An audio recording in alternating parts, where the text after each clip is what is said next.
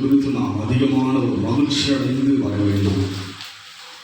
அவர் சமூகத்தை எவ்வளவு நாம் நாடுகிறோமோ தேடுகிறோமோ அவ்வளவாக நம் வாழ்க்கையில் ஆண்டவர் வெளிப்படுகிறவராக இருக்கிறார். அவர் இருதயம் நமக்காக திறக்கப்பட்டிருக்கிறது. இதோ திறந்த வாசலை உனக்கு முன்பாக வைத்திருக்கிறது. ஆண்டவர் நம்முடைய தெய்வம் எல்லாவற்றையும் நமக்கு திறக்க வல்லவராயிருக்கிறார். அவர் இருதயத்தை நமக்கு திறந்தபடினாலே மற்றதை திறப்பது அதிக லட்சியம். நாம் தேவஜனிகள் கடந்து போகும்படியாக அப்போஸ்தலர் 16ஆம் அதிகாரம்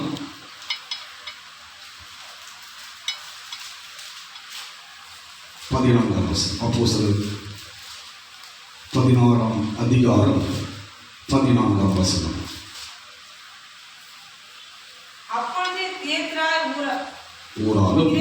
ஊராலும் ரத்தாம்பரம் விற்கிறவரும் தேவனை வணங்குகிறவர்களுமாகிய லீதியாள் என்னும் பேருள்ள ஒரு ஸ்திரீ கேட்டுக்கொண்டிருந்தார்.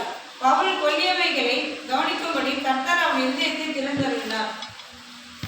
லீதியாள் என்னுள்ள பேருள்ள ஒரு ஸ்திரீ கேட்டுக்கொண்டிருந்தால் பவுல் சொல்லியவைகளை கவனிக்கும்படிக்கு கர்த்தர் அவன் இருதயத்தை திறந்தருளினார் என்று சொல்லி பார்க்கிறோம்.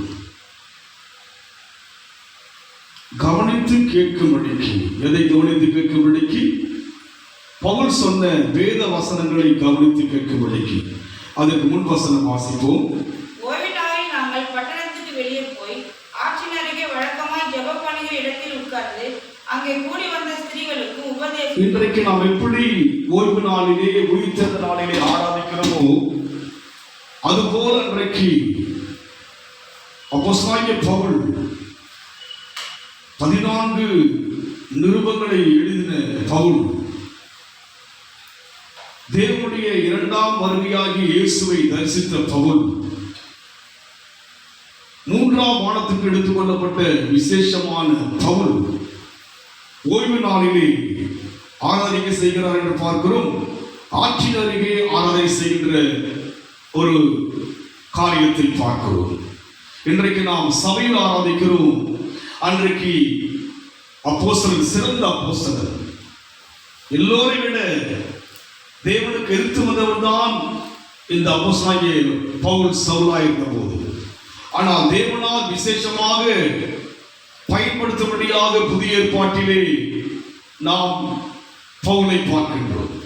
இந்த பவுலுடைய ஆராதனையினுடைய காலங்களை பார்க்கும்போது ஓய்வு நாளில் நாங்கள் பட்டணத்தின் வெளியே போய் ஆற்றின் அருகே வழக்கம் போல் ஜெபம் பண்ணுகிற இடத்திலே உட்கார்ந்து அங்கே கூடி வந்த ஸ்திரீகளுக்கு என்ன செய்தால் உபதேசித்தோம் என்று சொல்லி பார்க்க. இப்படியாக ஒரு கூட்டம் நடக்கிறது. எங்கே நடக்கிறது? ஆற்றின் அருகே நடந்து கொண்டிருக்கிறது. ஆனால் யார் இந்த பவுல்? தேவனால் விசேஷமாக அழைக்கப்பட்டு வேதத்தில் பார்க்கிற, இன்றைக்கு உபதேசிக்கின்ற, சபைகளுக்கு உபதேசமாய் சொல்லப்பட்ட அத்தனையும் இவர் மூலமாக தான் தேவன் ஆவியினால் இவர் மூலமாய் பேசி எல்லா சபைகளுடைய ஒழுங்குகளை இவரை கொண்டுதான் தேவன் வெளிப்படுத்தினார்.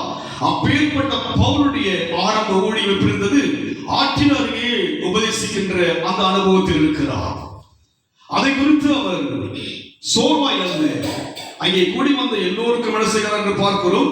வழக்கமாக என்று பார்க்கிறதுக்கு ஆற்றின் அருகே அவருடைய ஆராதனை எப்படி இருக்கிறது? வழக்கமாக. அது ஆறு என்றோ அது ஒரு வெளியிருக்கிற இடம் என்றோ அவர் என்ன எண்ணவில்லை. வழக்கமாக ஆராதிக்கின்ற ஒரு அனுபவம் தான் பவுலுக்குள் இருந்தது. இன்றைக்கு நாம் எப்படி இருக்க வேண்டும்? யார் வருகிறோ இல்லையோ நாம் தேவனை ஆராதிப்பதற்குரிய அனுபவம் உள்ள மக்களாக இருக்க வேண்டும். நம்முடைய வழக்கம் இருக்கிறாங்க. வழக்கமா நம்முடைய ஆராதனை டியூட்டி அதுக்கு வழக்கமா நம்ம டியூட்டிக்கு போறீங்களா? அப்படி அலுவலகம் செய்யற மாதிரி வழக்கமா ரொட்டீனா நான் பண்ணிட்டே இருக்கிறோமா? அது போல என்ன செய்யலாம்? வழக்கமாக எங்கே ஆராதிக்கின்றார்? அவர் ஆற்றின் அருகே. அதை ஒரு அற்பமாக எண்ணவில்லை. மற்ற யாரையும் அந்த ஆற்றின் அருகே பலவிதமான காரியம் இருந்திருக்கலாம். பலதரப்பட்ட மக்கள் அந்த பாதையில் சென்றிருக்கலாம். அதையெல்லாம் அவர் ஒரு பொருட்டாய் எண்ணவில்லை. இன்றைக்கு நாம் தேவனை ஆராதிப்பதற்கு என்னென்னவோ யோசிக்கின்றோம், சூழல் எல்லாம் யோசிக்கின்றோம். பட் என்ன பண்ணுங்க, அதை ஆராதனை போதிப்பதற்கு அவர் செய்வதைவர் அதெல்லாம் ஒரு பெருசா தோணல. ஆட்டை பத்தி யோசிக்கல. அங்கே சுற்றி இருக்கிற மக்களை எல்லாம் என்ன பண்ணுங்க, யோசிக்காதபடிக்கு அவர் அதை வழக்கமாய் அந்த அனுபவத்தில் இருக்கிறபடினாலே அப்பொழுது தியத்திரா ஊராலும் ரத்தாம்பரம் இருக்கிறவளும் தேவனை வனகுலமாகிய லீதியாள் என்று பேருள்ள ஒரு ஸ்திரீ கேட்டுக்கொண்டிருந்தால், எதை கேட்டுக்கொண்டிருந்தால்?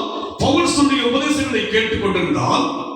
பவுல் சொல்லியவைகளை கவனிக்கும்படி கர்த்தர் அவர் இருதயத்தை திறந்தருளினார். காரணம் என்ன? ஆற்றலுமே இருக்கிறார்கள். சுற்றிலும் அநேக மக்கள் அந்த ஆற்று வழியாய் போகிறார்கள். அதையெல்லாம் மீறி உபதேசம் கேட்கப்பட வேண்டும் என்று சொன்னால் கர்த்தர் செய்கிறார், அவருடைய இருதயத்தை திறந்தர். அப்ப பாருங்க, தேவ சமூகத்துக்கு வருகிறோம் என்று சொன்னால் இருதயம் திறக்கப்படும்படியாக தேவன் பிரயாசப்படுகிறார். இந்த செவியில் கேட்டு இந்த செவியில் விடுவதற்கல்ல. தேவ உபதேசம் என்பது ஒரு கற்பனை கதை அல்ல. தேவ உபதேசம் என்பது ஒரு கட்டுக்கதை அல்ல. தேவ உபதேசம் என்பது ஒரு புராண கதை அல்ல. ஒரு மனிதனை தேவ மனிதனாய் உருவாக்குவதுதான் தேவ உபதேசம். தேவ ராஜ்யம் தேர்ப்பதுதான் தேவனுடைய உபதேசம். இந்த பூமியில் ஒரு மனுஷன் வாழும்போது, ஒரு குடும்பம் வாழும்போது அவளை கண்ணும் கருத்துமாய் பாதுகாப்பதுதான் தேவனுடைய உபதேசம்.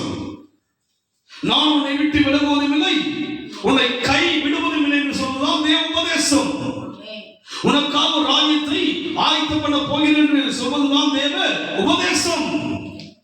மரணத்தோடு முடிக்கின்ற உபதேசம் அல்ல கிறிஸ்துவ உபதேசம். மரணத்தோடு மனிதனுடைய வாழ்க்கை முடிந்து போவதல்ல தேவ உபதேசம். மரணத்துக்கு பின்னால் ஒரு வாழ்வு இருப்பதாக சொல்வதுதான் தேவனுடைய உபதேசம். இப்பேற்பட்ட உபதேசத்தை கேட்கிற நாம் எப்படி கேட்க வேண்டும்? இருதயம் திறந்தவளாய் கேட்க வேண்டும்.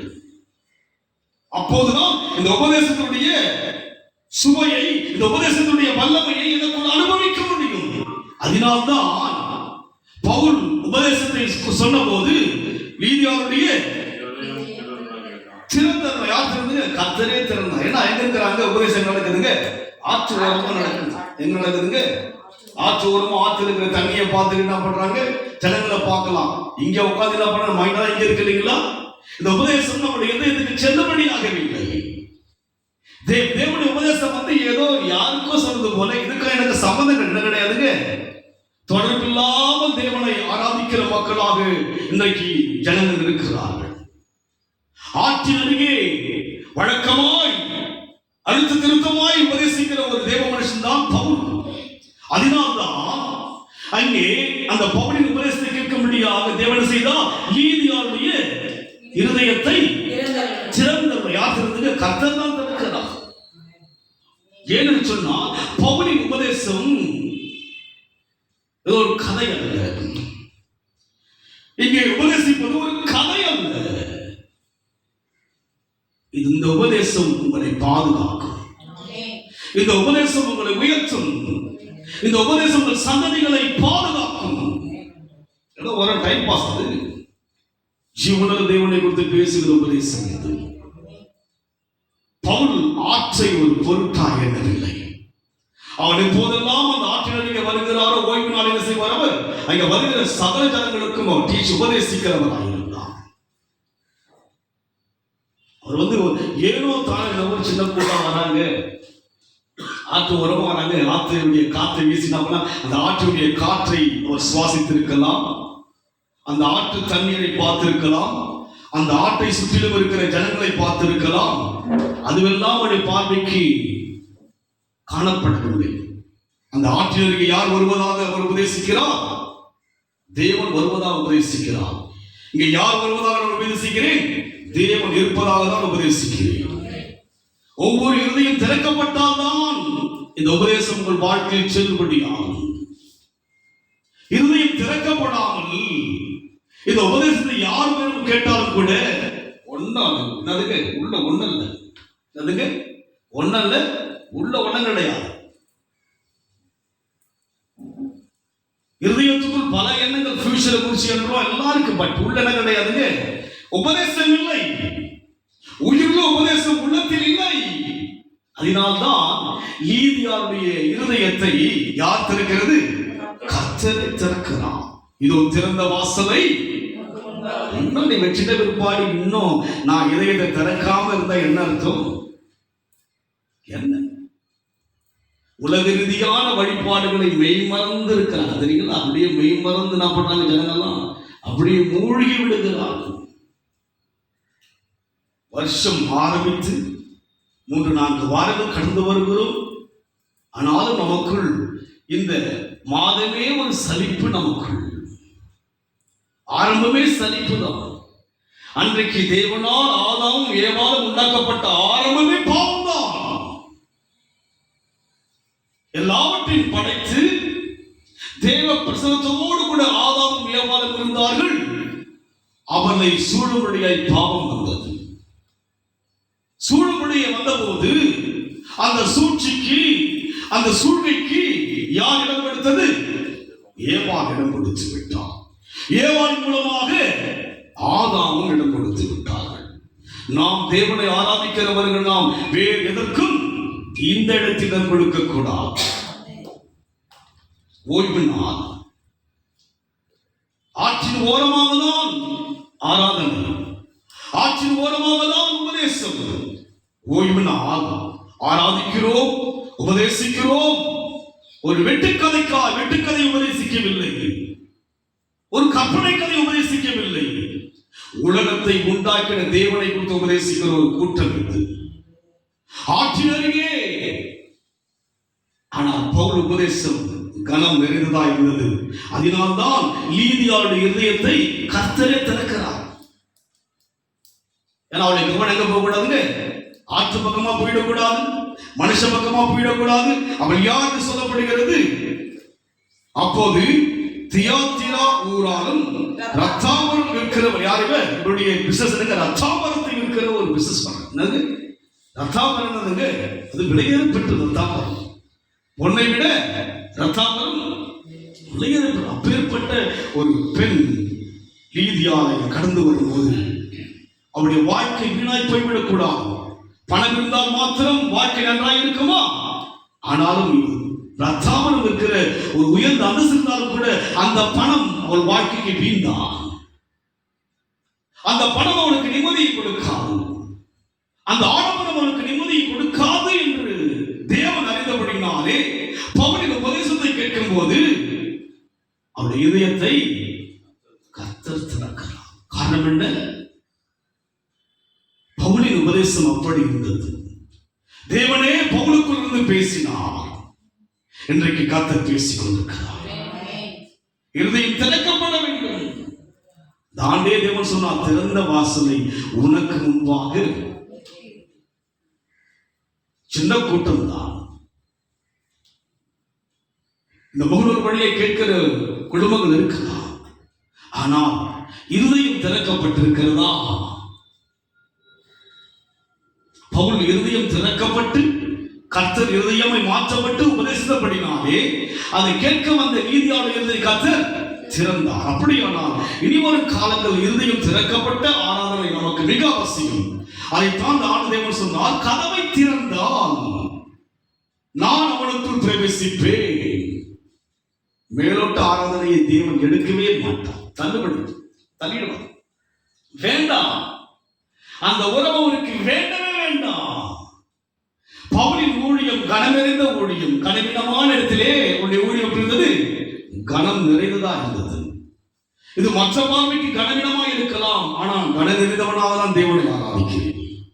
கனத்துக்குரிய ஒரு தேவனுக்கு இருப்பதை விசுவாசித்து நான் ஆராதிக்கிறேன். ஒழுங்கின் முறையாய் ஆராதிக்க நான் வாஞ்சிக்கின்றேன். நேரத்துக்கு ஆராதிக்க முடியாத விரும்புகின்றேன். காரணம் என்ன? அவர் பெரிய தேவனை ஆராதிக்கிறோம். ஆற்றின் அருகே இருக்கின்ற ஆராதனை மற்ற ஜனங்களுக்கு அற்பமாய் தோன்றிருக்கலாம், ஆனால் பவுலுக்கு அது அற்பமாய் தோன்றவில்லை. அதனால்தான் பவுலின் உபதேசத்தை நீதியால் கேட்டபோது, காரணம் என்ன? பவுல் இதயபூர்வமாய் தேவனை குறித்து பேசுகிறார். சொல்லிக் கொடுத்து பேசவில்லை, படித்து பேசவில்லை. இதயபூர்வமாய் இருந்தவராக, இதயபூர்வமாய் ரசித்தவராக. வார்த்தைகள் எவ்வளவு இனிமையானவைகள், அது தேனிலும் மதுரமானவை என்று சொல்லப்படமாக சுவைத்ததை இனிமையாக அந்த இன்பத்தை தனக்குள் இருந்து அவர் உபதேசிக்கின்ற போது அந்த உபதேசம் தேவனுக்கு வீணாய் போகாதபடிக்கு எதையாவது இருதயத்தை திறக்க வேண்டும் என்று யோசித்தால் நீதியால் கடந்து வந்து வாஞ்சியோடு வந்தபடியினாலே அவருடைய கவனம் வேறு எங்கும் சென்று விடாதபடி. காரணம் என்ன? ஒரு சர்ச்சை நடக்கவில்லை. இந்த உபதேசம் எங்கே நடந்தது? ஆட்சி அறைக்கு. வீணாய் போயிடக்கூடாது. தேவ ஜனமாகி நாம் ஆராதைக்கு வருகிற நாம் வீணாய் போய்விடக்கூடாது. தேவ ஜனம் என்று சொல்லுகிற நாம் வீணாய் போய்விடக்கூடாது. எவ்வளவு லட்சக்கணக்கான மக்களுக்கு இந்த கிருபை இல்லையே. இன்னும் எவ்வளவு ஜனங்கள் படித்துக் கொண்டதவா இருப்பார்கள் ஞாயிற்றுக்கிழமை என்று சொல்லி அதையெல்லாம் மேற்கொண்டு தேவ சமூகத்துக்கு வந்திருக்கிற நான் என் இதயம் திறக்கப்படாமல் ஆராதிப்பேன் சொன்னால் என்னுடைய நேரம் வீண் அல்லவா? லீதியாவின் இருதயம் திறந்தது. இன்னொரு வசனம் வாசிப்போம். அப்போஸ்தலர் 13ஆம் அதிகாரம் 22ஆம் வசனம். பின்பு அவர் அவனை தள்ளி தாவீதை அவர்களுக்கு ராஜாவாக ஏற்படுத்தி ஈசாயின் குமாரனாகிய தாவீதை என் இருதயத்துக்கு ஏற்றவனாக கண்டேன். எனக்கு சித்தமானவன். இங்கே பார்க்கிறோம், லீதியாவின் இருதயம் திறக்கப்பட்டது. அதுபோல் தேவனுடைய இருதயம் திறக்கப்பட்டு யாரை எப்படி காண்கிறார்? தாவீதை என் இருதயத்துக்கு ஏற்றவனாக. ஒன்று, லீதியாவுடைய இருதயத்தை கர்த்தர் திறந்தார். இங்கே கர்த்தரே திறந்துட்டார். ஆமென் சொல்லுங்க. எதுக்கு ஆமென் சொன்னீங்க? யாருக்காய் கர்த்தரை திறந்து விட்டார்? தாவீதுக்காக. அதை மறுபடியும் வாசிப்போம்.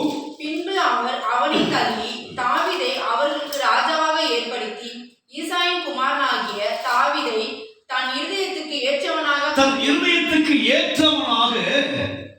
கண்டான். தேவனுடைய இதயத்துக்கு ஏற்றவன் யாருங்க? தாவீது. இன்றைக்கு நம்முடைய ஐக்கியம் தேவனுடைய இதயத்துக்கு ஏற்றதா இருக்கிறதா என்று ஆராய்ந்து பார்க்க வேண்டும். அங்கே பவுலின் உபதேசம் தேவனை உள்ளத்துக்குள் ஏற்ற இதயத்துக்குள் தேவனிலிருந்து வெளிப்பட்டபடியினாலே லீதியாவுடைய இருதயம் திறந்தது. இங்கே பழைய ஏற்பாட்டில் பார்க்கும்போது தாவீதுக்காக தேவ இருதயமே திறக்கப்பட்டது. அதை மறுபடியும் வாசிப்போம். அதுக்கு முன் வசனம் வாசிங்க. அது முதல் தங்களுக்கு ஒரு ராஜா வேண்டும் என்று கேட்டுக்கொண்டார்கள். அப்படியே தேவன் பென்யமீன் கோத்திரத்தானாகிய கீசுனுடைய குமாரனான சவுலை 40 வருஷம் காலமாய் அவர்களுக்கு ராஜாவாக 40 வருஷம் சவுலை தேவன் தெரிந்து கொண்டார். எத்தனை வருஷம்? 40 வருஷம் ஒரு தேசத்தை ஆளுகிற ஒரு கிருபையை பெற்ற தேவனுடைய இரக்கத்தை பெற்ற ஒரு மனுஷன் தான் சவுல். 40 வருஷம். இன்றைக்கு ராஜ்யங்களை ஆளுகிறாங்க 10 வருஷம் 5 வருஷம் என்று சொல்லி. அதுக்கு ட்ரம்ப் எத்தனை வருஷம் ஆண்டாரு? அமெரிக்காவை 5 வருஷம் 4 இயர்ஸ் 5 இயர்ஸ் இல்ல 5 வருஷம். மறுபடியும் ஆலோசித்தா சரி என்ன பண்ணாங்க? வாலண்டியா போய் என்னோ பண்ணாரு. உலகமே சிரிக்கும்படியாக சூழ்நிலை வந்தது. ஆனால் இவரோ எத்தனை வருஷங்கள்? 40 வருஷம் இஸ்ரவேல் ராஜ்யத்தை ஆளும்படியான ஒரு தேவ வாக்கியத்தை பெற்றார். இவரை தேவன் தான் தெரிந்து கொண்டார்.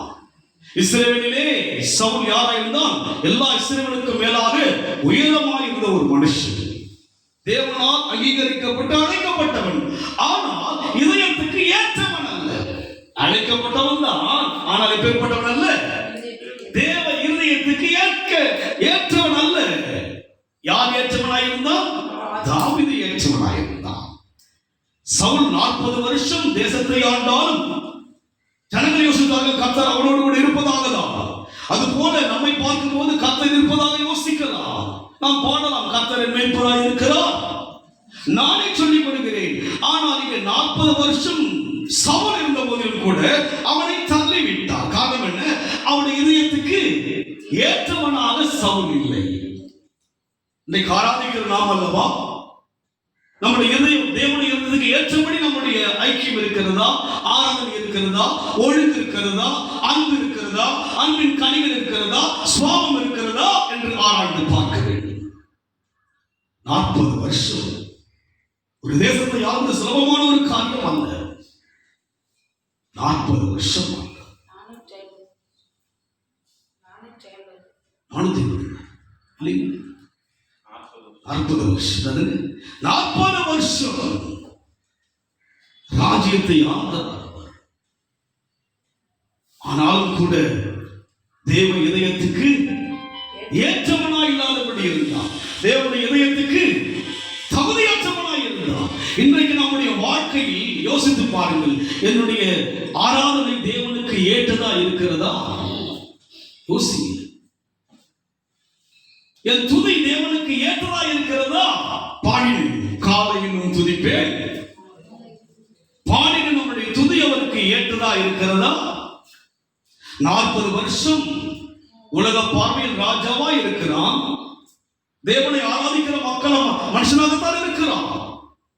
பலி செலுத்துகிற அளவுக்கு ஒரு தேவனால் அழைக்கப்பட்ட ஒரு மனுஷன் அவருக்கு, கர்த்தருக்கு தீர்க்கதரிசி கூட என்று சவுலை குறித்து சொல்லப்படுகிறது வேதம்.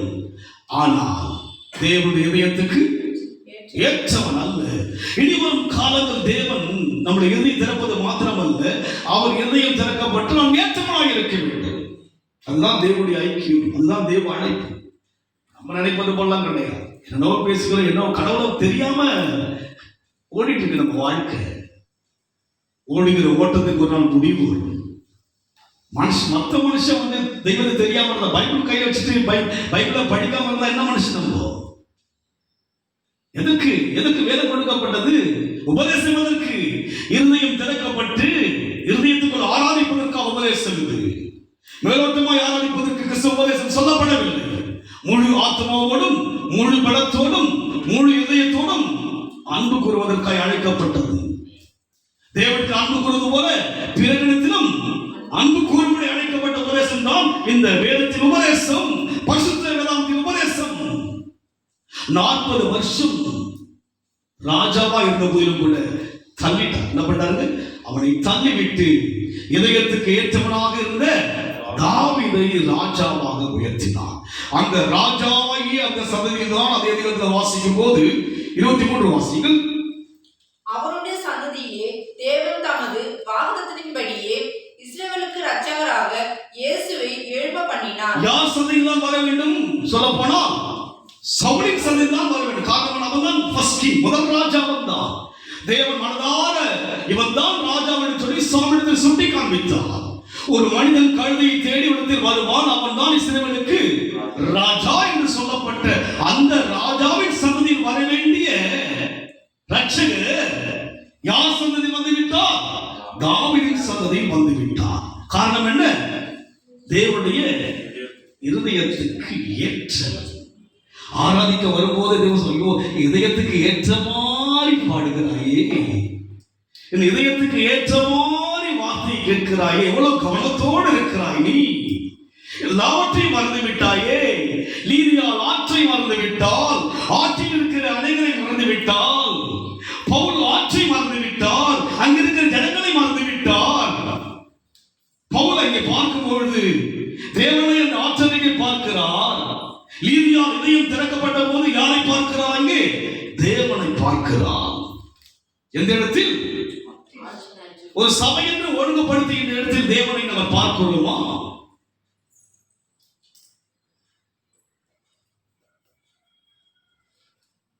சவுல் வாழ்க்கை 40 வருஷம் ராஜ்யபாரம் இருந்த போதிலும் கூட தள்ளிட்டார். அவனுடைய இதயத்துக்கு ஏற்றபடி இல்லை. சாமுவேல் சொல்கிற சட்டங்களை மீறிவிட்டான். என்ன செய்ய வேண்டுமோ அதை செய்யாமல் தன் இதயத்துக்கு ஏற்றபடி செய்தான். யாருக்கு?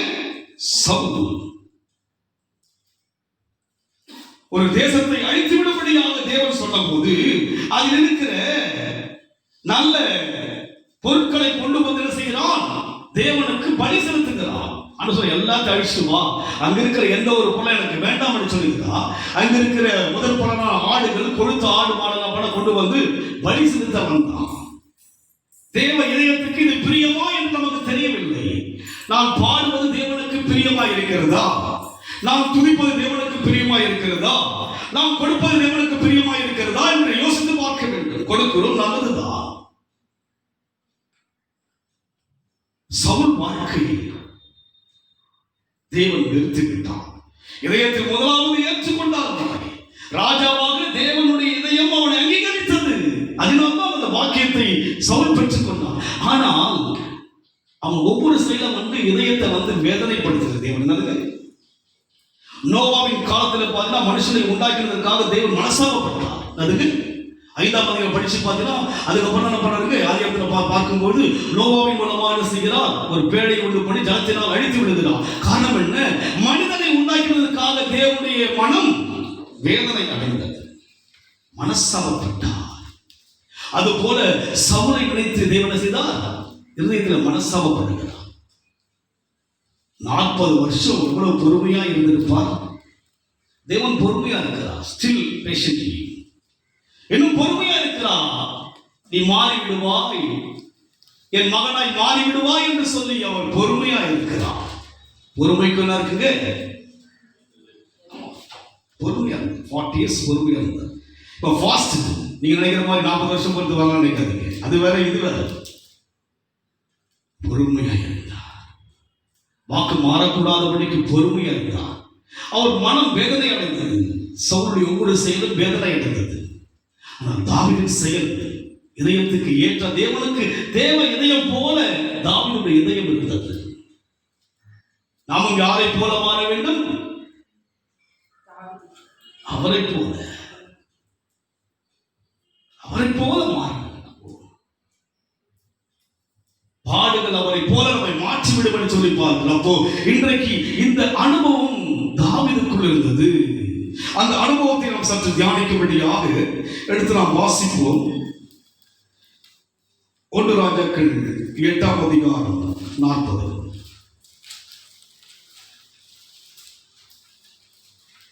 தேவரீர் எங்கள் பிதாக்களுக்கு கொடுத்த தேசத்தில் அவர்கள் உயிரோடு இருக்கும் நாளெல்லாம் உமக்கு பயப்படும்படிக்கு தேவரீர் ஒருவரே எல்லா மனுபுத்திரரின் இருதயத்தையும் அறிந்தவராதலாரா நீர் அவனவன் இருதயத்தை எல்லாருடைய இருதயம் யார் அறிந்திருக்கிறார்? எல்லாருடைய இருதயத்தை அவர் அறிந்திருக்கிறார். நான் உபதேசிக்கிற உபதேசத்தையும் கர்த்தர் அறிந்திருக்கிறார். கேட்கிறவருடைய இருதயம் செய்கிற கர்த்தர் அறிந்திருக்கிறார். நான் எதற்கு உபதேசிக்கிறேன், என்ன நினைத்து உபதேசிக்கிறேன், இந்த 10 பேருக்கு உபதேசம் நினைச்சு உபதேசிக்கிறேன், அதையும் அறிந்திருக்கிறார். ஒரு சின்ன குடும்ப உபதேசம், அதை அறிந்திருக்கிறார். அவருடைய நிதானமா படிக்கும் அது ப்ளீஸ். தேவரீர் எங்கள் பிதாக்களுக்கு கொடுத்த தேசத்தில் அவர்கள் உயிரோடு இருக்கும் நாளெல்லாம் உமக்கு பயப்படும்படிக்கு தேவரீர் ஒருவரே எல்லா மனுபுத்திரரின் இருதயத்தையும் அறிந்தவரால் நீர் அவனவன் இருதயத்தை அறிந்திருக்கிறபடி எல்லாருடைய இருதயத்தையும் அவரால் அறிய முடியும். என்ன பண்ணுங்க, பல்லாயிரக்கணக்கான மக்கள் சூழ்ந்திருக்கிற ஒரே இடத்திலே எல்லாருடைய இருதயத்தையும் அவரால் அறிந்து கொள்ள முடியும். ஆமென் சொல்லுங்க. உங்க சின்ன மூளைக்கு ஏதோ அவருக்கெல்லாம் தெரியுமா? 10,000 மக்கள் அமர்ந்திருந்தாலும் கூட எல்லாருடைய இருதயத்தையும் ஒரே ஸ்பாட்ல அறிய முடியும். அதுதான் தேவன். நம்ம நாளைக்கு என்ன பண்ண அதெல்லாம் தெரியல, அதுங்க நம்ம மூளைக்கு ஒன்றும் தெரியல. யாரோ தேவன் தூரமா இருக்கு அல்ல, எவ்வளவு தெளிவாக சொல்லுகிறான். எல்லா ஜனங்களுடைய இருதயத்தை அறிந்தவரானதால் நீ அவனவன் இருதயத்தை, எல்லா ஜனங்களையும் அறிவாரு. இங்க இருக்கிற ஒவ்வொருத்தருடைய இதயத்தை அறிந்திருக்கிறபடினால் அவனுடைய வழிகளுக்காக தக்கதாக செய்து அவனவனுக்கு பலன் அளிப்பார். ஆமா, இதயத்துக்கு எப்படி ஆராதிக்க அதுக்கு பலன் உண்டு. ஆமா சொல்லுங்க. எல்லாத்துக்கும் ஒரே இடத்துல ஆற்று தான், இதயம் தான் மெயின். அதுக்கு அவர் இதயத்தை பண்றது நமக்காக திறந்த வாசலை வச்சுட்டார். நம்ம திறக்காம இருந்தா பார்த்துதான் நம்ம இதய துடிப்பு எப்படி இருக்கு. அந்த இரவு துடித்த துடிப்பு இன்றைக்கு இருக்கிறதா? எந்த இரவு? பாதி தூரம் எங்க துடிச்சது, அப்படியே ஸ்லோ ஆயிடுச்சு. ஏப்ரல் ஆயிடுச்சு, மே ஆயிடுச்சு. சொல்லுங்க பார்க்கலாம், என்னதான் ஆச்சு? ஜனவரியிலேயே என்னாச்சு? இதய துடிப்பு போயிடுச்சு. புது பாடல் இல்லை, அது ஒரு மாடலாக கொடுத்து இதயம் பிடிச்சுதான் பாடிங்க. எப்படியாவது பாடி முடிக்கணும். என்ன பண்ணணும்? எப்படியாவது என்ன பண்ணணும்? ஆற்றங்கரையை பவுல் பார்க்கல, அது போல நாங்கள் என்ன பண்ணுங்க, இந்த வாக்கியத்தை நான் அதை யோசிக்கல. எது இருந்தாலும் எதை என்ன பண்ணுங்க, ஏன்னா எல்லாருடைய இருதயங்களை அறிந்திருக்கிறவரும் ஒவ்வொருடைய இருதயத்தை அறிகிறார். பலன் இதயபூர்வமா ஆராதிகளுக்கு பலன் உண்டு. வாயளவாய் ஆராதிகளுக்கு அதற்குரிய ஏனோ தொன்றில் ஆராதிகளுக்கும் எல்லாருக்கும் அவர் பலன் இருக்கிறதுங்க. இருதயபூர்வமாய் ரூத்து வந்தாங்க. யாரை நம்பி வந்தாங்க? மாமியாகிய நகோமியை நம்பி வந்தாங்க. வயதான ஒரு மூதாட்டியை நம்பி வந்தாங்க. அம்மா, என் தேவன் பெரியவர். அவரை நம்பி வந்தால், இருதயபூர்வமாய் வந்தால் அதற்குரிய பலன் உண்டு. யோசிக்கிறீங்களா? இது பாஸ்ட் காலம் ஓடிங்குது, பலன் இருக்குன்னு தான் ஓடிங்குது காலம். ஆமாம், சொல்ல பார்க்கலாம். பலன் உண்டு. என் உபதேசத்துக்கு என்ன உண்டு? நான் அனுபவித்து பேசுகிறேன். நான் ஆண்டவரை பார்க்கிறேன் எனக்குள்ளாக. அவர் செய்கை என்னால் உணர முடிகிறது. உபதேசம் என்பது படித்தல்ல, உபதேசம் என்பது என் அனுபவத்தில் தெய்வத்தை பார்க்கிறேன். மனதார உபதேசிக்கிறேன், நான் மகிழ்ச்சியோடு உபதேசிக்கிறேன். எதையும் சூழ்நிலையானவல்ல, அதை பார்க்கல. பவுல் ஆற்றை பார்க்கல. அதனால்தான் அந்த உபதேசம் லீதியாவுடைய இதயத்துக்குள் செல்ல வேண்டும் என்று சொல்லி கர்த்தர் செய்தார். லீதியாவுடைய இதயத்தை திறந்தார். அதுபோல் தேவ இதயம் யாருக்கு திறக்கப்பட்டது? தாவீதுக்கு திறக்கப்பட்டது. இங்கே சாலமோன் ஆலயத்தை கட்டும்போது சொல்கிறார், எல்லா இதயங்களை பார்க்கிறவர், இதயத்துக்கு தக்கதான பலனை கொடுக்கிறவர் அவர். நீங்க மனசுல எல்லாம் எதையும் வச்சுட்டு வந்து ஆராதிக்கணும்னா எல்லாம் தெரியும் அவருக்கு. என்ன தெரியும்? எல்லாம் அவருக்கு நிர்வாணம். அவருக்கு நம்முடைய இதயம் எப்படி நிர்வாணம் போல தெரியும். அவருக்கு எல்லாம் தெரியும். நாம் யோசிக்கிற முகத்தை பார்த்து கொண்டிருக்கிறோம். அவர் இதயத்துடைய காரியங்களை பார்க்கிறபடினாலே எரேமியாவில் வாசிக்கிற 17ஆம் அதிகாரம் 9 வாசிங்க. சீக்கிரம் வாசிங்க. 17ஆம் அதிகாரம் 9 எரேமியா. எல்லாவற்றையும் பார்க்கிறோம். இருதயமே திருக்குள்ளதும் மகா கேடுள்ளது. எரேமியா மூலமாய் தேவன் சொல்கிறார், எல்லாவற்றையும் பார்க்கிறோம். என் தலையை பார்க்கிறோம், என் கண்ணை பார்க்கிறோம், என் வாயை பார்க்கிறோம், என் கையை பார்க்கிறோம், என் காலை பார்க்கிறோம். இருதயம் கண்ணுல பார்க்கிறோம். இருதயம் பார்க்க முடியுதுங்களா? இருதயம் பார்க்க முடியும் உள்ள. அதுதான் சொல்றாரு, திருக்குள்ளதும் மகா கேடுள்ளதுமாக இருக்கிறது. எப்படி இருக்குது? திருக்குள்ளது நான் நடத்துங்க.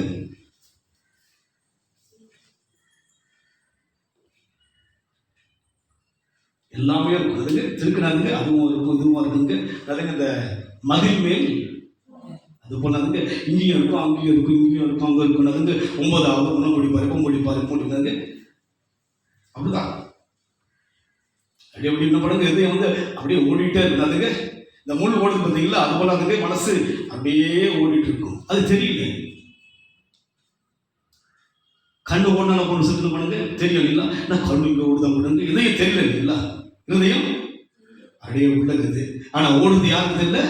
எனக்கு தெரியல. ஏன் உங்களுக்கு என்ன ஓடுது? பாஸ்ட் என்ன ஓடுது? என்ன நினைச்சு பேசுகிறாரு? என்ன ஓடுது அவருக்கு? அதனாலதான் புற சொல்லுங்கிறாரு. என்ன உள்ள ஓடுதா இல்லைங்களா? இதயம் அப்படியே வட்டம் விடுது. அதுக்கு அப்படியே அதை பாஞ்சிக்கிட்டு இருந்தீங்க. கை ஒரே மாதிரி இருக்கு, காலு நின்ன இடத்துல நீளமாகுது, வாய் பேசுற மாதிரி ஆகுது. உள்ள சமைப்பது யாருக்கும் நல்லா இருக்கு, நல்லா இருக்கு, போ அதுக்கு ரொம்ப நல்லா இருப்பீங்க, நாசமா போவீங்க. உள்ள இருப்பது யாருக்குமே. ஆனா தேவன் சொல்லுகிறா, எல்லாவற்றையும் பார்க்கிலும் இருதயம் திருக்குள்ளதும் மகா கேடுள்ளது. உள்ள பார்த்து சவுலுக்கு 40 வருஷம் கர்த்தர் எவ்வளவோ காரியங்களை செய்த போதிலும் கூட அந்த இருதயம் கரெக்ஷன் ஆகல, அந்த இருதயம் மாற்றப்படல. தேவன் இவ்வளவு செய்த போதிலும் கூட அந்த இருதயம் தேவனுக்கு கீழ்ப்படையல. ஆனால் தாவீது இருதயம் தேவனுக்கு ஏற்றதா இருந்தது. அப்படியே அவருக்கு அந்த தாவீது செய்ததெல்லாம் உள்வாங்க.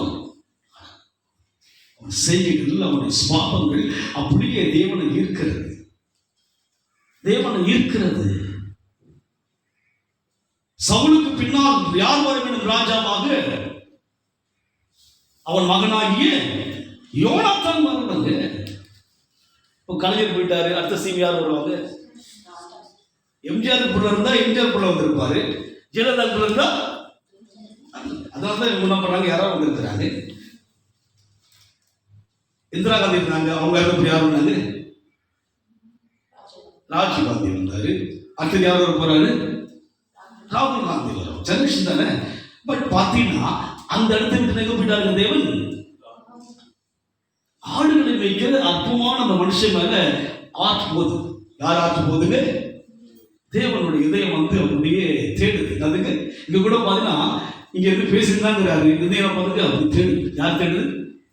ஐயோ இப்படி கவனமா கேட்டுங்குது. அங்க பாக்குது. அதுங்க எங்க பாக்குதுங்க? ஐயோ நல்லா கவனமா கேட்டுங்குது. இதயம் பார்க்க யார் இருந்தையும் நான் இங்கதான் இருக்கேன். தேவ இருந்து நான் பண்ணுங்க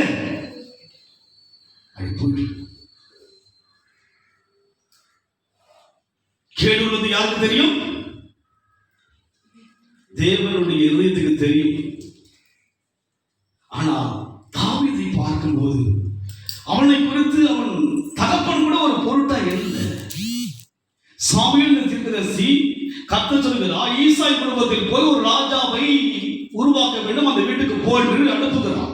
தீர்க்கதரிசியாகிய சாமுவேலை அனுப்புகிறார். சவுலை தள்ளிவிட்டா நீ எதுக்கு துக்கமா இருக்கிற? அடுத்த ராஜா வேணும். அதுக்கான பண்ணி ஈசாய் என்கிற ஒரு குடும்பம் இருக்கிறது, அந்த வீட்டுக்கு போ. அங்க ஒரு மனுஷனா பண்றாங்க, ஒருவனை நான் ராஜாவை தெரிஞ்சுக்கிட்ட போடுறேன். போகிறான். சாமுவேல் அந்த வீட்டுக்கு வந்து விட்டான். ஈசாய் என்ன செய்கிறார்? எல்லா மகனை அழைக்கிறார். என்ன பண்ணுங்க? யார் வந்து இருக்கிறது? தீர்க்கதரிசி, உயர்ந்த ஒரு மனுஷன் அவன், தேவ மனுஷன் அவன், இஸ்ரவேல் ஜனங்கள் எல்லாம் கட்டுப்படுகின்ற மனுஷன் அவன், ஆசாரியன். ஆசாரியனுக்கு அப்பதான் ராஜா. ஆசாரியன் அந்த வீட்டுக்கு வந்தபடினால எல்லாரையும் அழைத்து விட்டார். எல்லோரும் வந்து விட்டார்கள். சாமுவேலும் கடந்து போய் ஒவ்வொருவர் மீதும் கைகளை வைக்கிறார். இவன் தான் ராஜாவா இருக்கலாம், இவன் தான் ராஜாவா இருக்கலாம் என்று சொல்லி ஒவ்வொரு மனுஷன் மேலும் ஒவ்வொரு ஈசாயின் மகன் மேலும் கை வைக்கிறார். யாரையுமே தேவன் அங்கீகரிக்கவில்லை. சாமுவேல் இதயத்துக்குள்ளாக ஒரு கிளியரன்ஸ் வருது, ஒரு தெளிவாகவில்லை. இறுதி குழப்பமாயிட்டு கேட்கிற ஈசாயை பார்த்து, இவ்வளவுதான் பிள்ளைங்களாப்பா? இல்ல இல்லைங்க, ஒருத்தர் இருக்கிறான். அவன் எங்க இருக்கிறான்? ஆடை மேய்ச்சிட்டு இருக்கிறான். அவனையே கூப்பிடுறீங்க? அவன் எதுக்குதான் ஆக்கி? ஆடு மேய்க்கதான் அவனுக்கு, வேற ஒண்ணும் தெரியாது அவனுக்கு. அவனையா கூப்பிடணும்? என் மைண்ட்ல அவன் இல்லையே. யார் மைண்ட்ல இல்லையோ நீங்க தேவனுடைய மைண்ட்ல இருக்கீங்க. தகப்புடைய மைண்ட்ல கிடையாது. அதுக்கப்புறம் வர சொல்லு பாடுறான். ஏன் சின்ன சாமன் கூட தெரியலங்க. அத்தனை பேர் இருக்கிறாங்க. அந்த இருதயம் கூட நான் பண்ணுங்க, அங்க இருக்கிறவங்க தான் பார்க்க தவிர எங்கோ இருக்கிறவன தேவன் எங்க இருந்தாலும் பார்க்கிறவர். நாம் இங்க இருக்கிறதான் பார்ப்போம், தேவனோ எங்கும் இருக்கிறவனை பார்க்கிறவர். அழைத்துக் கொண்டு வருகிறார்கள். தாவீது இவன் தான் இதயத்துக்கு ஏற்றவன் என்று சொல்லி தேவன் தாவீதை ராஜாவாக அங்கீகரிக்கின்றார். அந்த ராஜாவின் குணங்களை சற்று நாம் தியானித்து முடிக்கும்படியாக எடுத்து நாம் வாசிப்போம். 2 சாமுவேல் 9ஆம் அதிகாரம் 8ஆம் வசனம்.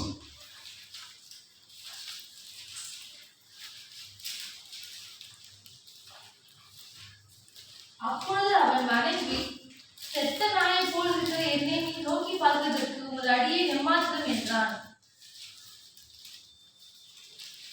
அதுக்கு முன் வசனம் வாசிப்போம். தாவீது அவனை பார்த்து, நீ பயப்படாதே, உன் தகப்பனாகிய யோனத்தான் நிமித்தம் நான் நிச்சயமாய் உனக்கு தயை செய்வேன். இங்க பார்க்கிறோம், தாவீது வந்து பெரிய ராஜாவா மாறிட்டான். நீங்க அந்த புக்ஸ் எல்லாம் படிச்சா உங்களுக்கு புரியும். லேட்டா பண்ண முடியாது, நான் பிரசங்கம் பண்ணலாம் லேட் ஆயிடும். அதுக்கு இதெல்லாம் படிக்கணும். யாரெல்லாம் படிச்சு வரீங்க? வேத யாரெல்லாம் படிக்கிறீங்க? யோனத்தான் யாருங்க? யோனத்தான் யாரு? சவுலுடைய மகன். ஏன் பயப்படுறீங்க? தைரியமா சொல்லுங்க, படிக்கணும். அதான் நம்ம இந்த உலக சரித்திரமும் ஊர் சரித்திரமும் அந்த கதை இந்த கதை வேணாம். எந்த கதை வேணும்? நமக்கு வேதத்தில் இருக்கிற சரித்திரத்தை நம்ம படிச்சுட்டே வரணும். எவ்வளவுக்கு எவ்வளவு படிக்கிறோமோ அப்பதான் நம்முடைய வாழ்க்கை. அதுக்கு யோனத்தான் யாருங்க? சவுலினுடைய மகன். சவுல் இறந்து விட்டார், எல்லாரும் இருந்தாங்க. அதுக்கு ஒரு யோனத்தான் இருந்துதான் அவங்களுடைய ராஜாவாயிட்டார். யார் ஆயிட்டாங்க ராஜாவாக? தாவீது வந்து ராஜாவான்றார். பல வருஷங்கள் போய் கொண்டிருக்கிறது.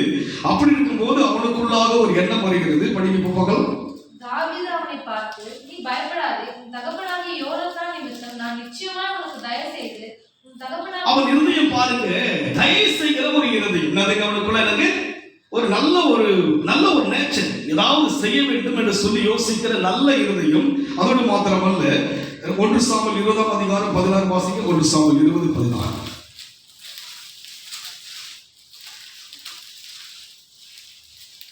இப்படி யோனத்தான் யோனத்தான் தாவீது குடும்பத்தோடு உடன்படிக்கை பண்ணி தாவீதுடைய சத்துருக்களின் கையிலே கர்த்தர் கணக்கு கேட்பாராக என்று சொல்லி யோனத்தான் தாவீதை மிகவும் நேசித்தபடியினால்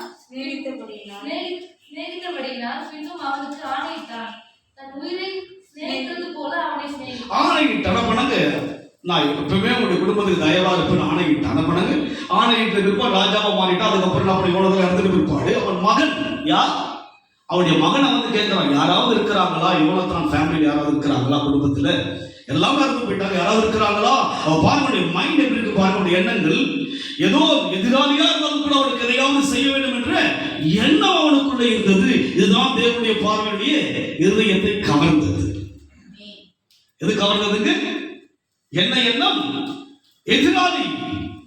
சவுல் எவ்வளவோ முறை தாவீதை கொல்லும்படியா யோசித்தவர்.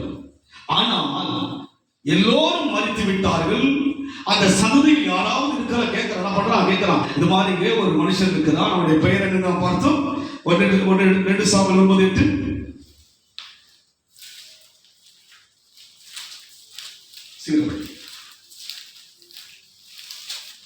அப்பொழுது அவன் வணங்கி, செத்த நாயை போல இருக்கிற என்னை நோக்கி பார்ப்பதற்கு உமது அடியேன் எம்மாத்திரம் என்றான். அவனுடைய பெயர் பாருங்க, 3 வசனமா. ராஜா சவுலின் வேலைக்காரனாகிய சீபாவை அழைப்பித்து அவனை நோக்கி, சவுலுக்கு அவர் வீட்டார் எல்லோருக்கும் இருந்த யாவையும் உன் எஜமானுடைய குமாரனுக்கு கொடுத்தேன்.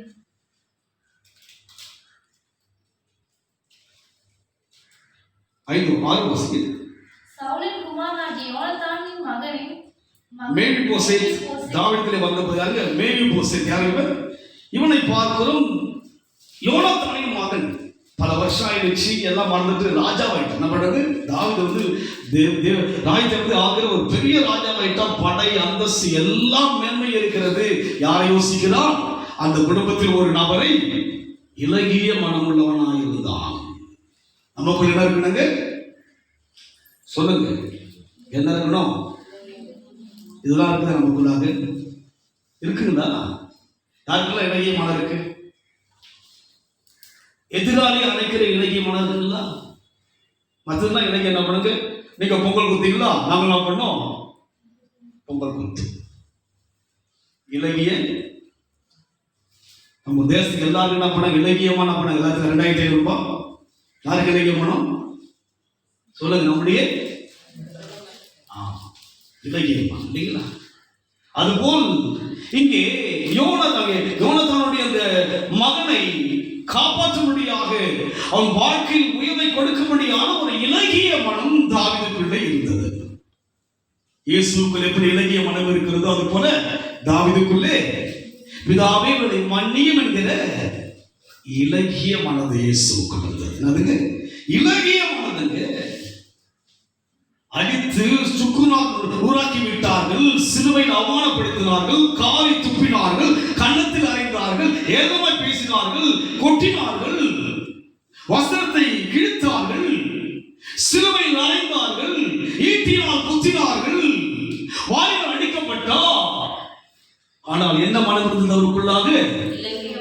இலகிய. சபித்தாரா? பிதாவே இவர்கள் செய்வது என்னதென்று அறியாமல் இருக்கிறார்கள், இவர்களை மன்னியும் என்கிற இலகிய மனது தேவனுக்கு இருந்தது போல தாவீதுடைய மனது இலகியதா இருந்தது. அதுதான் தேவனுடைய இதயத்தை வந்து டச் பண்ணும். ஏற்றுதா இருக்கு. கிறிஸ்துவுக்குள்ளாக இருக்கிற நமக்குள்ளாக என்ன இருக்க வேண்டும்? இலகிய மனம் இருக்க வேண்டும். வெறுத்தவர்கள் மீது இலகிய மனசு இருக்கும். ராஜாவாகும்படியாக வெறுத்தவன் தான் இந்த யோனத்தானுடைய தகப்பனாகிய சவுல். யோனத்தானுடைய மகன் தான் மேவிபோசேத். இங்க நாம் பார்க்கிறோம், அவனை கொண்டு வந்து அவனை ராஜ்யத்தினுடைய என்ன பண்ணாங்க? தாவீது சாப்பிட இடத்துல என்ன பண்ணாங்க? நான் அவனோடு போஜனம் பண்ணுவேன், அவனும் சாப்பிடுறான். ராஜா கூட வந்து என்ன பண்றான்? அப்பதான் சொல்றான், செத்த நாய். என்ன பண்ண சொல்றான்? நான் யாருன்னா மோபிய சொல்றான், செத்த நாய் ஐயா, என்னையா இவ்வளவு கனப்படுத்துறீங்க? இதே போல்தான் தாவீது சவுல் கொல்லும்படியே வந்த போது தாவீது சொல்றான், நான் யார்?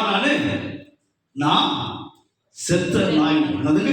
நான் சொல்றாங்க, உங்களை யாராவது ஒரு பழி சொன்னால் அந்த பழிக்கு ஒருவர் மாறுவாங்க. அவனுடைய பேரை சொல்றான், நான் யாருன்ட்டு, நான் ஒரு செத்த நாய். நீங்க படிச்சு பார்த்தா தெரியும். சவுல் கொல்ல முடிய வரும்போது சொல்றான் தாவீது, நான் யாருப்பா, நான் ஒரு தெருப்பூச்சி, நான் ஒரு செத்த நாயின்றான். இப்ப யார் சொல்றதுங்க? சவுளுடைய பேரை சொல்றான். எதை விதைக்கிறோமோ அறுப்பு. எதை விதைக்கிறோமோ. என்ன ஒரு முறை சொன்னாங்க, அதெல்லாம் மறந்துட்டேன். நானே ஒரு எக்ஸாம்பிள் சொல்றேன். எங்க வீட்டுக்கார் போட்டுக்கிற ஷூக்கு நீங்க சமமாவீங்க. என்ன பண்ணாங்க கேட்டாங்க. அதெல்லாம் மறந்துட்டதுக்கு அப்புறம் ஒரு நாள் நான் பார்த்து ஷூ நல்லா இருக்குங்க. என்ன பண்ணுங்க ஷூ என்ன சொன்ன, ஒரு காலத்துல அந்த ஷூவை பார்த்து சொன்னாங்க நல்லா இருக்குது. அது ஒன்றும் பெரிய 1000 கணக்கு 350 ரூபாய் டிக்கெட் வாங்க, பெரிய ஷூ என்ன கிடையாதுங்க. அப்பதான் யோசிச்சு ஒரு நாள் பண்ணாங்க, எங்க வீட்டுக்கார் போட்டுக்கிற ஷூக்கு நீ அதே வாங்கி தான் எனக்கு நான் போட்டுக்கிற ஷூவை பார்த்து கத்தர் பாருங்க, பல வருஷம் மாறிடுச்சு. அப்புறம் நான் பார்க்குறேன் இந்த வேட்ஸை எப்படி கேட்டிருந்ததுக்கு எங்கேயோ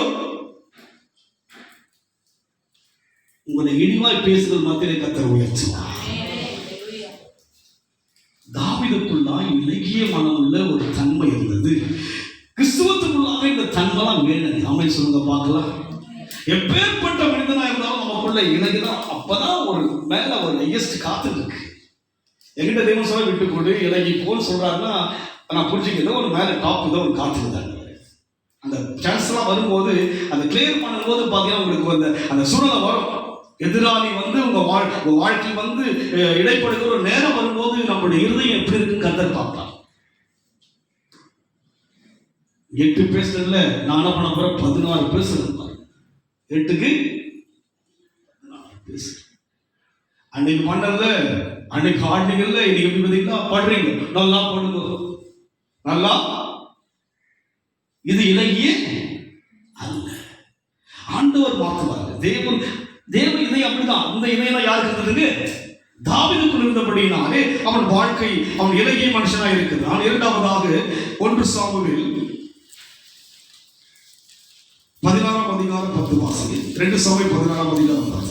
2 சாமுவேல் 16ஆம் அதிகாரம் 10 11. அதற்கு ராஜா, செரியாவின் குமாரரே, எனக்கு உங்களுக்கும் என்ன? அவன் என்னை தூஷிக்கட்டும், தாவீதை தூஷிக்க வேண்டும் என்று கர்த்தர் அவனுக்கு சொன்னார். ஆகையால் ஏன் இப்படி செய்கிறாய் என்று கேட்க தூஷிக்கின்ற ஒரு நேரம் தாவீதுக்கு வருகிறது. இருதயம் ஏத்துக்கலாம். என்ன இருதயம் பார்த்தீங்களா? அதுக்கு அவனை மண்ண வாரி சபிக்கிறான். யார் இவன்? இவனும் ஒரு சவுலின் குடும்பத்தை சேர்ந்த உறவு. மகன் நிமித்தமாக ராஜ்யத்தை எடுத்துட்டு வரார். ராஜா என்ன பண்றாங்க, இதெல்லாம் படிக்கிறது. என்ன பண்ணீங்க? நீங்க படிச்சாதான் புரியும். அதுக்கு நீங்க படிச்சாதான் புரியும். நீங்க படிக்கிறது. நான் அப்பெல்லாம் நான் சின்ன இருக்கும் பாகவதர் கட்சி நடக்கும். அதுக்கு நல்லா எபிஸ் பாடி நம்பர் பாகவதர் நம்பர் இருக்கு. நைட்லாம் பாடுவாரு. பாகவதர் கட்சி இருக்குது. என்ன கிடையாதுங்க, நீங்க படிச்சாதான் புரியும். இதெல்லாம் அதுக்கு சவுலு யோனாத்தான் படிச்சாதான். நீங்க படிக்காம உங்களுக்கு இது எப்படி ஒரு கச்சேரி மாதிரி தான் இருக்கும். அதுக்கு அங்கே நாம் பார்க்கிறோம், அப்சலோம் நிமித்தமாய் மகன் நிமித்தமாய் வேதனை வந்து விட்டது. தாவீது வாழ்க்கையில் பயங்கரமான பிரச்சனை சந்திச்சிருக்கிறார். இதயத்துக்கு ஏற்றவன் தான். ஆனால் அவன் பட்ட பாடுகள் வித்தியாசமான பாடுகளை சந்தித்திருக்கிறான். குடும்பங்கள் எல்லாம் உடைகின்ற ஒரு சூழ்நிலைக்குள் தள்ளப்பட்டான். சொந்த மகனாகி அப்சலோம் என்ன செய்கிறான், ராஜ்யத்தை இழுத்துக் கொள்ளும்படியாக, ராஜ்யத்தை பிடித்துக் கொள்ளும்படியான ஒரு சோதனைக்குள்ளாய் தள்ளப்பட்டு என்ன பண்ணலாம், ஜனங்களோடு ஓடிட்டார். தாவீது மலையில போகும்போது சவுலின் குடும்பத்திற்கு உறவினா பண்ணா சொல்றான், நீ பத்தியா ராஜ்யம் போச்சு பத்தியா என்ன பண்ண சவிச்சு மண்ண மாதிரி போடுறான். அப்போ ராஜாவோடு கூட வருகிற அந்த போர் வீரர் சொல்றாங்க, சொல்லுங்க இவங்க என்ன பண்ணலாம். அங்க படிச்சுதான் அது புரியும் உங்களுக்கு. அது அதிகாரம் 8 வாசிங்க. 7 வாசி 7 வாசி ப்ளீஸ். சீமி அவனை தூஷித்து, இரத்த பிரியனே, பேலியாளின் மனுஷனே, தொலைந்து போ. சவுலின் ஸ்தலத்தில் ராஜாவான உன்மேல் கர்த்தர் சவுல் வீட்டாரின் இரத்த பழியை திரும்ப பண்ணினார். கர்த்தர் ராஜபாலத்தை உன் குமாரனாகிய அப்சலோமின் கையில் ஒப்பு கொடுத்தார். இப்போது இதோ உன் அக்கிரமத்தில் அகப்பட்டாய், நீ இரத்த பிரியனான மனுஷன் என்றான். அப்பொழுது செரியாவின் குமாரன் அபிசை ராஜாவை நோக்கி, அந்த செத்த நாய் ராஜாவாகிய பாருங்க, இவங்க யாரு? செத்த நாய் யாரு? இவங்க யாருக்கு? சவுளுடைய குடும்பம் தான். சவுளை தான் சொல்றான், சவுலுக்கிட்ட ரத்த பழி வாங்கினப்பட்டியா, மறுபடியும் படம் பிள்ளை வந்து ரத்த பழி கிட்ட வாங்கிட்டான் அப்படின்னு சொல்லும் போது அந்த அப்ப என்ன சொல்லுகிறான்? செத்த நாயை செய்யும்படியாக ராஜாவாகிய என் ஆண்டவனை தூஷிப்பானேன், நான் போய் அவன் தலையை வாங்கி போட மாட்டேன். இவனுக்கு பலம் இருக்குது, பணம் இருக்குது, எல்லாம் இருக்குது. ஆனா தன்மை எப்படி இருக்கிறது? அதற்கு ராஜா, சிறுவாவின் குமாரனாகிய எனக்கும் உங்களுக்கும் என்ன? அவன் என்னை தூஷிக்கட்டும், தாவீதை தூஷிக்க வேண்டும் என்று கர்த்தர் அவனுக்கு சொன்னார். ஆகையால் ஏன் இப்படி செய்கிறாய் என்று கேட்கத்தக்கவன் யார் என்றார். பார்த்தீங்களா? தூஷிக்கட்டும், ஃபேஸ் பண்றாங்க, ப்ராப்ளத்தை ஃபேஸ் பண்ணுகிற ஒரு அனுபவம். ஆமென் சொல்லுங்க பார்க்கலாம். என்ன நடந்தாலும் கர்த்தரை ஸ்தோத்திரிப்பேன். ஆமென் சொல்லுங்க. எப்பக்கத்தில் இருக்கப்பட்டாலும் நான் மனம் புரிந்து போவது இல்லை. என்னுடைய வாழ்க்கையை கர்த்தருக்கு தாங்க. இதுல வந்து வாழ்க்கை பாடத்தை தூஷிப்பதற்கான நேரம் வரும், என்னை கேவலப்படுறதுக்கான நேரம் வரும். அதெல்லாம் அவனுக்கு அது பொருட்டல்ல. இதுதான் தேவனுடைய இதயத்தை காரணத்தில். ஒன்று, அவன் எப்பேற்பட்டவனாக இருக்கிறான், இடையே தன்மை உள்ளவன். இரண்டாவது, பிரச்சனை வந்தாலும் செய்யலாம், அதை ஃபேஸ் பண்ணுகிற அந்த அனுபவம். தூஷிக்கட்டும், மனவாரி தூஷிக்கலாம். தூஷிக்கிறவன் யாருங்க? செத்தனா. ஒரு சிம்பிள் பர்சன் தான் பண்றான். இவங்கிட்ட பணம் இருக்கு, அந்தஸ்து இருக்கு, அந்த கூட போற அந்த படை தளபதி சொல்றான், சொல்லுங்க செத்தனாய் அடிச்சிடறான். தூஷிக்கட்டும், கர்த்தர் அனுமதி விட்டார். வாழ்க்கை வந்து எது நடந்தாலும் கர்த்தர் அனுமதிப்பதாக ஏற்றுக்கொள்ள வேண்டும். ஆமென் சொல்லுங்க. நம்ம வந்து சின்ன பிள்ளை மாதிரி இப்படி பண்ணிட்டீங்க இல்லையா? ஏதோ ஒரு பள்ளம் வருதுன்னா பள்ளத்துக்கு பின்னால் ஒரு மேடு இருக்கிறது. வாழ்க்கை என்பது பள்ளமேடுகள் தான், ஒரே வழி கிடையாது. பள்ளமும் இருக்கும், மேலும் இருக்கும். அந்த பள்ளத்தில் வரும்போது மறுபடியும் போக போறீங்க, நீங்க அப்புறம் போக போறீங்க. நான் இப்ப அதுதான் உணர்றேன். எவ்வளவு காரியம் நம்முடைய வாழ்க்கை வந்தாலும் பின்னாடி ஏதோ ஒரு மேன்மை இருக்கு. பதிவை விட ஆரம்பித்து விட்டு கர்த்தர் ஏதோ ஒரு பெரிய காரியத்தை செய்ய போகிறார் என்று செய்ய வேண்டும் என்று சொன்னால் நம்முடைய கேரக்டர்ஸ் எல்லாம் மாத்திடுவார். என்ன பண்ணுங்க? கிறிஸ்துவத்துல வந்து என்ன பண்ணுங்க? ஆராதிக்க வந்தோம், துதிக்க வந்தோம், வேத வாசிக்க வந்தோம், சபையில வந்து பங்கு ஆரம்பிச்சிட்டோம், ஒரு அங்கமா மாறிட்டோம், தேவனுக்கு என்று காணிக்கைகள் தசமானம் கொடுக்கிறோம். இதுவெல்லாம் ஒரு பகுதி. இந்த பகுதியில் என்ன பண்ணுங்க? தேவன் நம்முடைய கேரக்டர்ஸ் எல்லாம் மாத்திடுவார். தாவீதுக்கு இலகிய மனம், ஏற்றுக்கொள்ளுகிற மனம், பிரச்சனைகள்லாம் ஏற்றுக்கொள்ளுகிற ஒரு மனம் உள்ளவனா. இதெல்லாம் யாருக்கு பிடித்தது? அதுதான் வந்து அப்போஸ்தலர் இதயத்துக்கு ஏற்றவனாக கண்டி. நம்ம பார்க்கிற ஆடுகளை வைத்திருந்த ஒரு அற்பமான ஒரு மனிதனுக்கு யாருமே அவனை வந்து ஒரு வேல்யூவா நினைக்கல, அப்பா நினைக்கல. சகோதரா சொல்றாங்க, நீ என்ன பெரியாளா, கோலியாத்தை மேற்கொள்ள முடியுமான்னு சொன்ன பண்ணாங்க. அங்க 40 நாட்கள் கோலியாத்தை மேற்கொள்ள முடியாம படைய அங்க அப்படியே பார்க்கும்போது அப்படியே அமைதலாகி விட்டது. நிசப்தமாயிட்டாங்க. 40 நாள் கோலியாத் வந்து நிற்கிறான், யாரும் கிட்ட போகல. அங்கே தகவல் சொல்றான், ஆதாரம் கொண்டு போய் கொடு என்று அவனை அனுப்புகிறான். ஆதாரம் கொடுக்க நினைக்க அனுப்பப்படுகிறான்.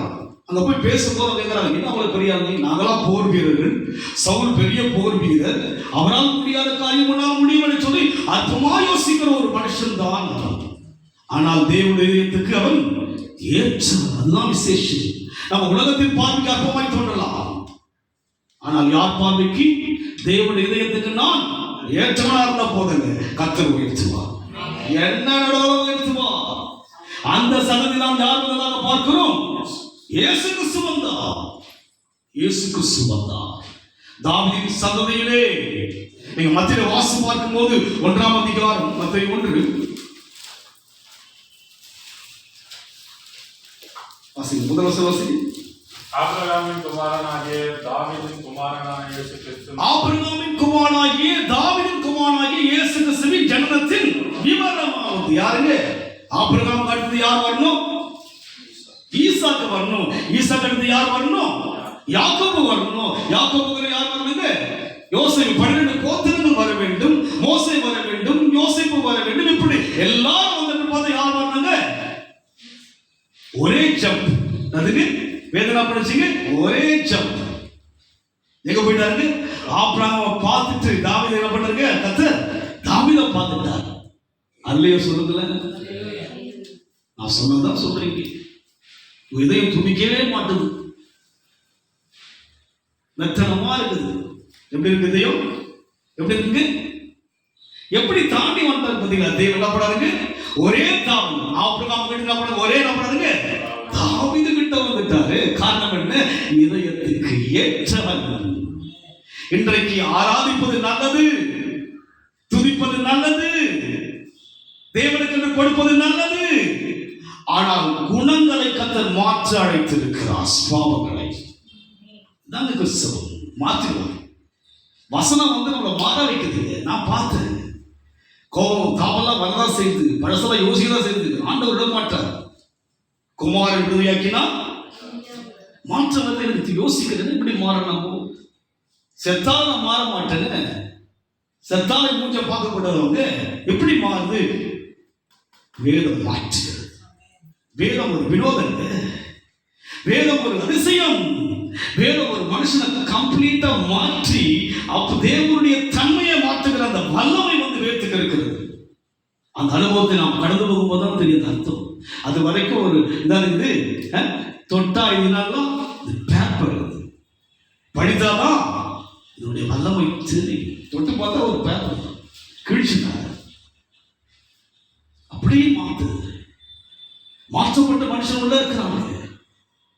மோசம் சொல்லுகிறான், என் பேரை கிரிக்கெட் ஆண்டவர் வேண்டாம், நடத்த முடியாது, வேண்டாம். இலகிய மனமுள்ள மக்கள் இருந்தார்கள்.